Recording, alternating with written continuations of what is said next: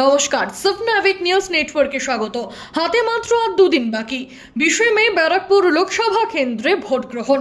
শেষ মুহূর্তের প্রচারে ব্যস্ত প্রার্থীরা। নির্বাচন যখন দোরগোড়ায়, তার আগে নতুন সমীকরণের ইঙ্গিত মিলল শিল্পাঞ্চলের বুকে। গতকাল হালি শহরে বাম কংগ্রেস জোট সমর্থিত প্রার্থী দেবদূত ঘোষের সমর্থনে সভা করতে এসেছিলেন লোকসভা বিরোধী দলনেতা তথা বহরমপুর লোকসভা কেন্দ্রের কংগ্রেস প্রার্থী অধীর রঞ্জন চৌধুরী। সভা শেষ করার পরেই আচমকা তিনি পৌঁছে যান রাজনীতির চাণক্য মুকুল রায়ের বাড়িতে।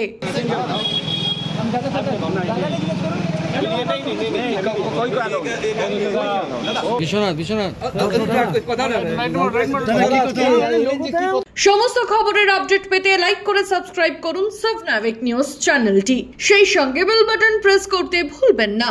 আপনাদের একটা সাবস্ক্রিপশন আমাদের জন্য অত্যন্ত মূল্যবান। ফিরছে খবরে। উল্লেখ্য, একদা এই ব্যারাকপুর লোকসভা নির্বাচনে অন্যতম ভূমিকা পালন করতেন দুর্দণ্ড প্রতাপ নেতা মুকুল রায়। তবে আজ শারীরিক অসুস্থতার কারণে রাজনীতি থেকে এক প্রকার অবসর নিয়েছেন কৃষ্ণনগর উত্তরের বিধায়ক। কোনো প্রচার তো অনেক দূরের কথা, বৈঠকে সামিল হতেও দেখা যায়নি তাকে। কোন ফুলের মতাদর্শের পথ তিনি বেছে নিয়েছেন সেটা নিয়েও রয়েছে সংশয়। এহেন পরিস্থিতিতে অসুস্থ মুকুল রায়কে দেখতে তার ঘটক রোডের বাড়িতে এলেন অধীর রঞ্জন চৌধুরী। মুকুল রায়ের বাড়িতে প্রবেশ করার ছবিও ধরা পড়েছে আমাদের ক্যামেরায়। প্রকাশ্যে এসেছে সৌজন্য সাক্ষাতের ছবিও। বেশ কিছুক্ষণ থাকার পর তিনি বেরিয়ে এলেও সাংবাদিকদের করা একাধিক প্রশ্নের উত্তর এড়িয়ে গাড়ি করে বেরিয়ে যান তিনি। কেমন আছেন উনি? দাদা কেমন আছেন? কেমন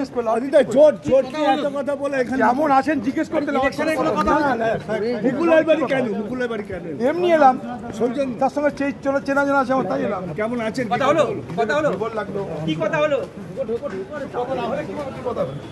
নিশ্চয়ই অধীর রঞ্জন চৌধুরী রাজনৈতিক কৌশল অদিতা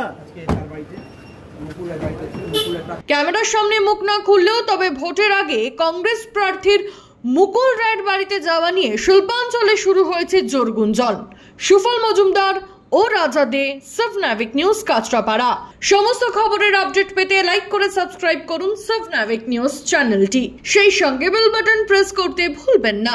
আপনাদের একটা সাবস্ক্রিপশন আমাদের জন্য অত্যন্ত মূল্যবান। জয় হিন্দ।